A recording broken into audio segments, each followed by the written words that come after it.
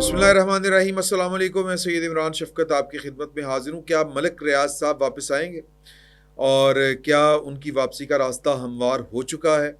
और यानी ज़ाहिर है कि ये इशारा जो है वो फ़ील्ड मार्शल की तरफ जाता है और लोग जो शुकूक व शुबहात का इज़हार कर रहे हैं वो उसी तरफ इशारे लेके जा रहे हैं। और फिर इसके अलावा ये कि क्या मुल्क में कोई नया तर्ज़ हुक्मरानी या जो फ़ॉर्म ऑफ गवर्नमेंट है वो नया आ रहा है और इसके लिए सदर ममलिकत को हटाया जा रहा है और आसिफ अली ज़रदारी साहब की जगह फ़ील्ड मार्शल साहब होंगे। ये और या यूँ कहें कि एजाज़ सईद साहब की ख़बर दुरुस्त है या दुरुस्त नहीं है। और इसके अलावा एक और ख़बर है कि कल रात को ये ख़बर आई थी कि मरियम नवाज़ साहिबा के इकलौते साहबज़ादे जनाब जुनैद सफदर साहब का चालान, उनकी गाड़ी का चालान लाहौर की ट्रैफ़िक पुलिस ने कर दिया और उन्होंने करवा भी लिया। और उसके बाद क्या हुआ ये मेरा ख़्याल है ज़्यादा मज़े की स्टोरी है। तो ये पहले आगाज़ जो है वो इसी स्टोरी से हम करते हैं। स्टोरी ये है जी कि जुनैद सफदर साहब की सिक्योरिटी की गाड़ी उनके साथ चल रही थी जिस पे काले शीशे लगे हुए थे। वहाँ पर जिस जगह के ऊपर जोहर टाउन में ये वाला वाक़या हुआ वो गुज़र रहे थे तो वहाँ पर पुलिस की टीम के इंचार्ज शाह ज़ेब और एहलकार जो परवेज़ थे, हैदर थे और मुजाहिद, ये पुलिस के एहलकार थे। इन्होंने गाड़ी को रोका और उनका तारुफ़ करवाने के बावजूद चालान कर दिया गया।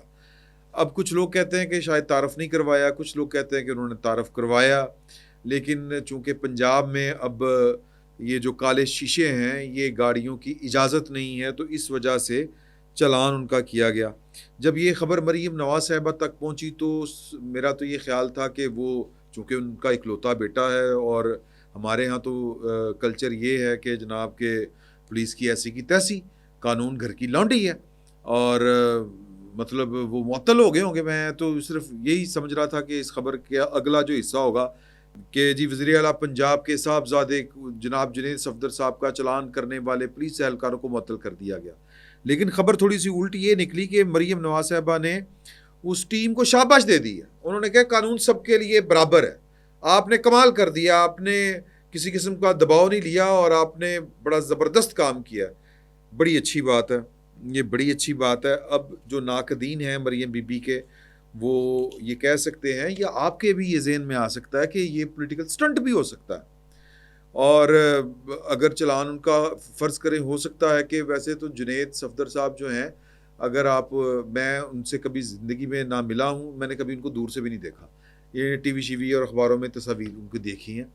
तो एक उनकी वीडियो मैंने देखी थी कि वो लंदन में उनके घर के बाहर मुज़ाहरा हो रहा है तो वहाँ पर उन्होंने बड़ा जिसको कहते हैं तहज़ीब के साथ मुज़ाहरा करने वालों को वेलकम किया और उन्होंने कहा हम आपके घर के बाहर मुज़ाहरा करेंगे। उन्होंने जी 100 दफ़ा करें।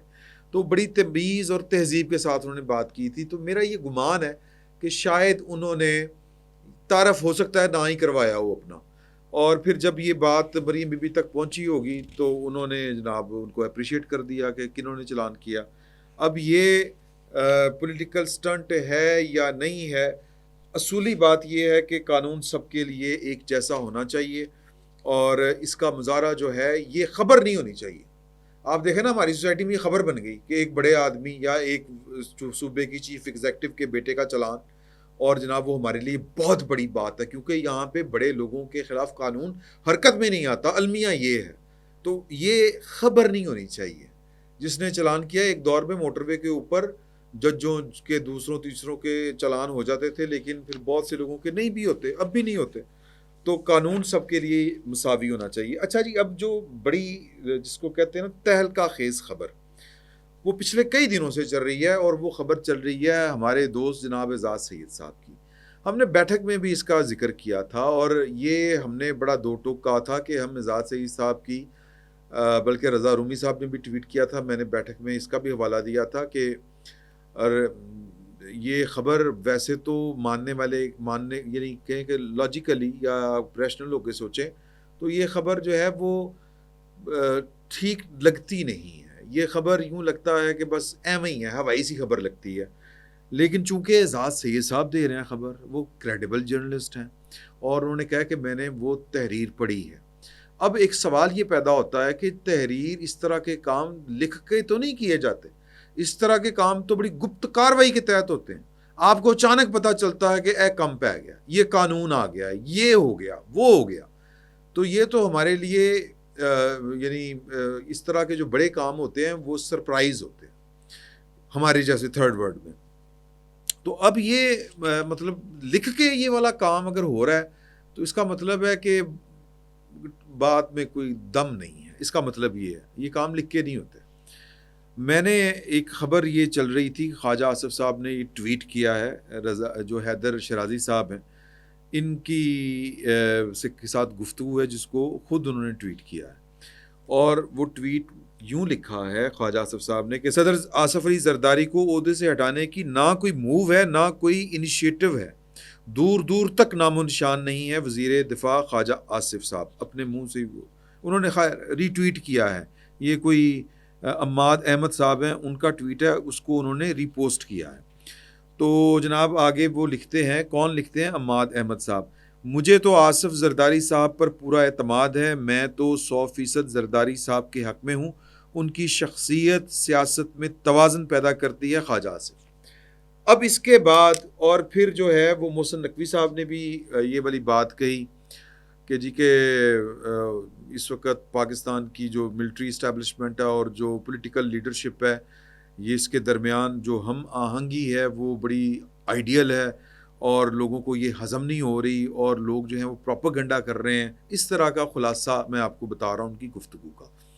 تو ان دونوں باتوں کے بعد اب میں نے تھوڑے سے اپنے جو دوست احباب ہیں پاکستان کے قومی سلامتی سے متعلق اداروں میں اور جو ان معاملات کو سمجھتے بھی ہیں, ان کے اوپر نظر بھی رکھتے ہیں, ان سے میں نے ذرا پوچھا کہ جی کہ ایک تو عبداللہ گل صاحب نے جو ٹویٹ کیا ہے ملک ریاض صاحب کا, اس کا بھی میں نے ان سے پوچھا.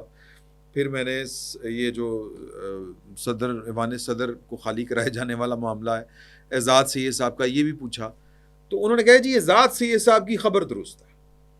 وہ بیڑا ہی درج ہے, خبر درست ہے تو اس کا مطلب ہے کہ صدر صاحب جا رہے ہیں اور وہاں پر کوئی نیا مکین آ رہا ہے. تو میں ظاہر ہے کہ ذرا تھوڑا سا نام لینے سے گریز کر رہا تھا, تو انہوں نے نام دیا کہ جی فیلڈ مارشل عاصم منیر صاحب کے بارے میں یہ باتیں چل رہی ہیں, تو خبر ان کی ٹھیک ہے. میں نے کہا واقعی آیا, مطلب کم پیر ہے؟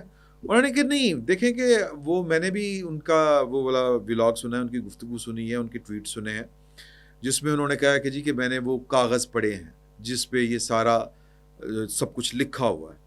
تو پھر انہوں نے مجھے بڑی ڈیٹیل کے ساتھ میری ان کی کوئی میرا خیال ہے 25-30 منٹ, آلموسٹ 20-25 منٹ گفتگو ہوئی. اہم آدمی ہیں.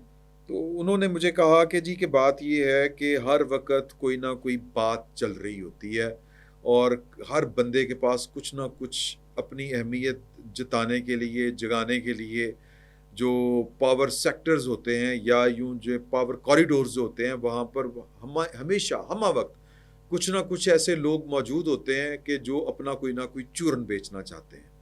تو یہ انہی چورنوں میں سے ایک چورن ہے. پاکستان میں مستقل یہ باتیں ہوتی ہیں جی متناسب, اگر اس ملک میں جمہوریت چلنی ہے تو متناسب نمائندگی والے فارمولے کے تحت چل سکتی ہے.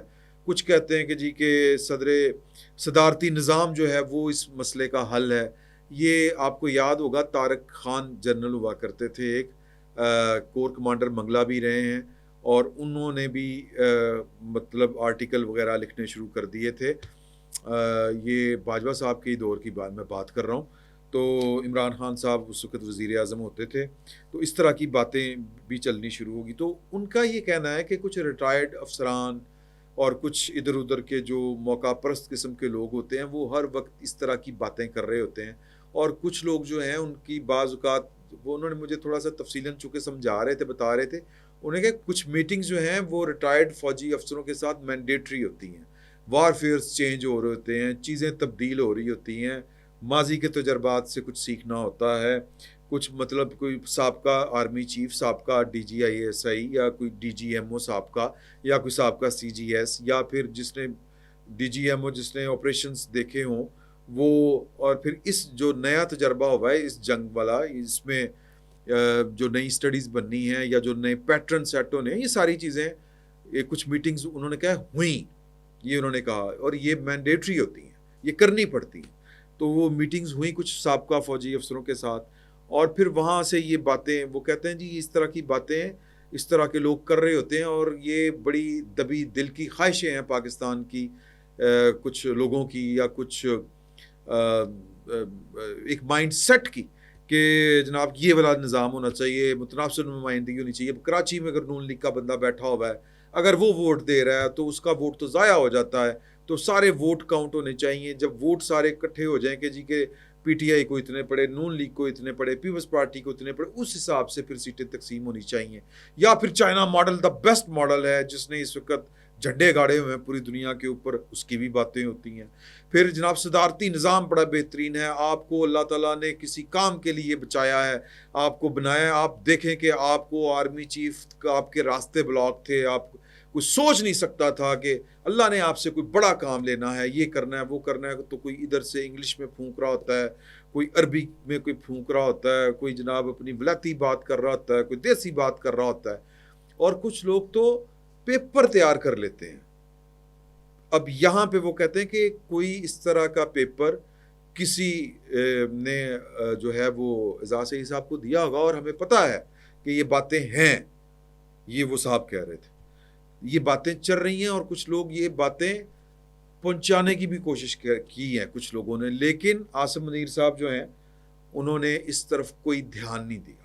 میں نے کہا اچھا جی پکی گل ہے۔ انہوں نے کہا آج کی ان کی جو تقریر ہے این ڈی یو والی، اس کو اگر آپ تھوڑا سا اس کے اوپر غور کریں تو آپ کو پتہ چل جائے گا۔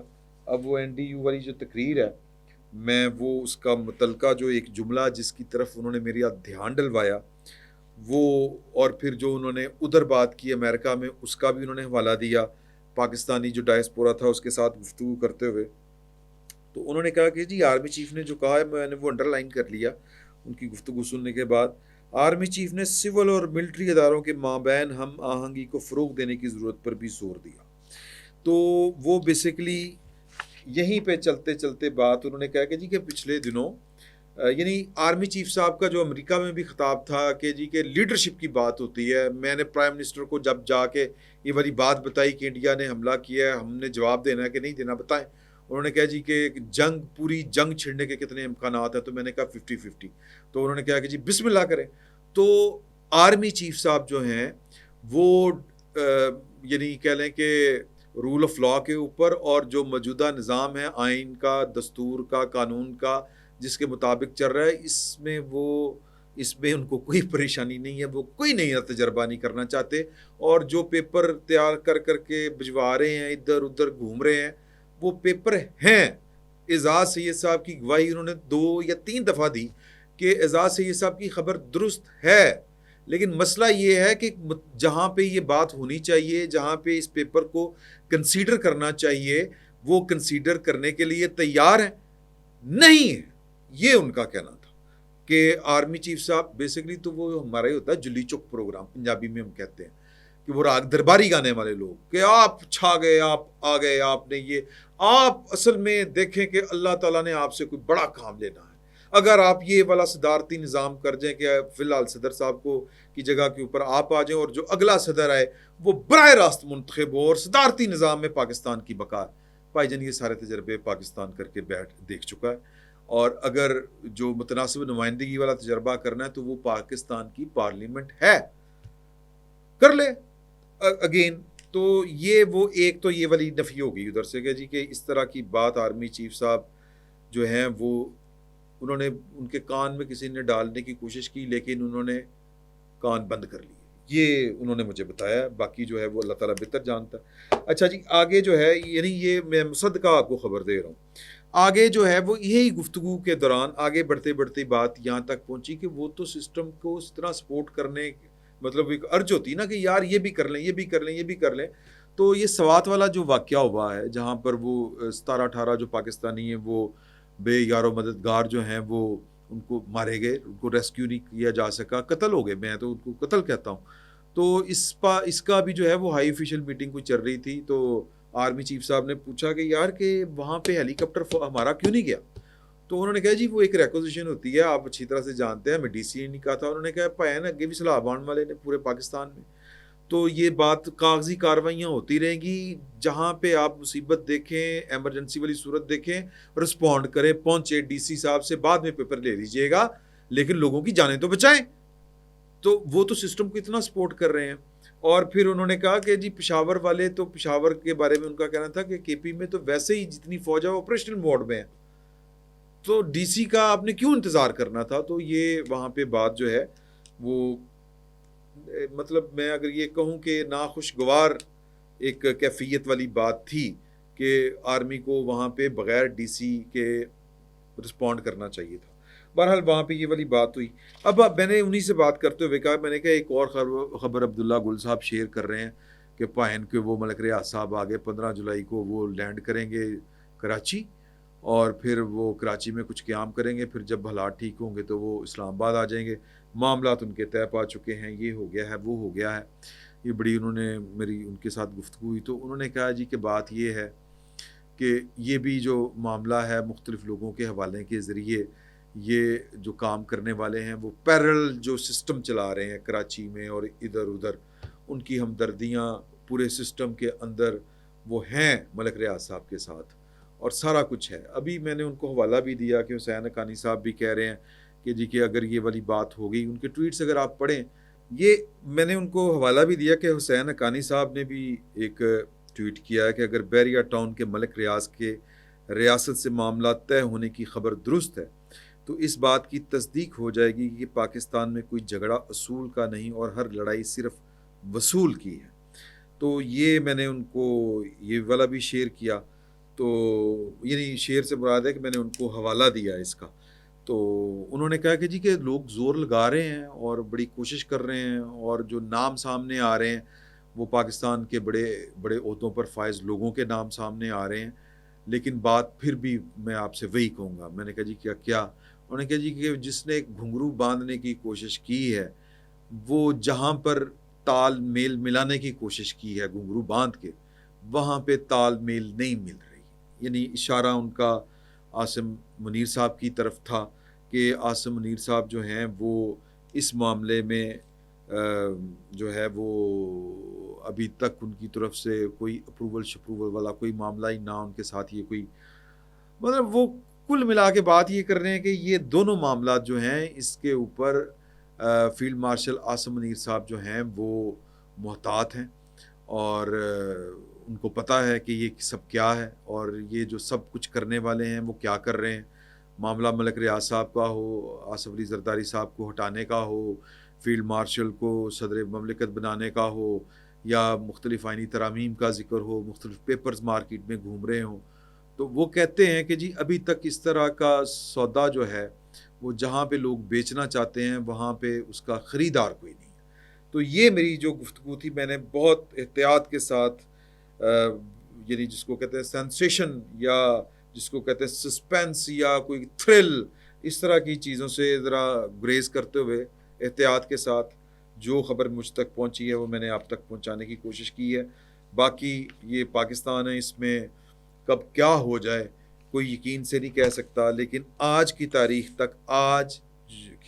تک مجھے یہ جو صاحب ہیں جو سسٹم کے اندر ہیں اور بڑے اہم مطلب وہ ان کی موومنٹ ہے, اہم ذمہ داری ہے ان کی, تو ان کا کہنا ہے کہ آج کی تاریخ تک یہ دونوں خبریں جو ہیں یہ جو دونوں اس وقت ایشوز چل رہے ہیں ان کی حقیقت اس طرح سے نہیں ہے جس طرح سے لوگ سمجھ رہے ہیں. چیزیں سموتھ ہیں, آئین اور قانون کے مطابق چل رہی ہیں, اور آئین اور قانون کے مطابق جو ہے وہ معاملات چل رہے ہیں, اور حکومت جو ہے وہ اپنی ٹرم بھی پوری کرے گی, اور کوئی حکومت کو نہ گرا رہا ہے نہ کسی کو کوئی جلدی ہے.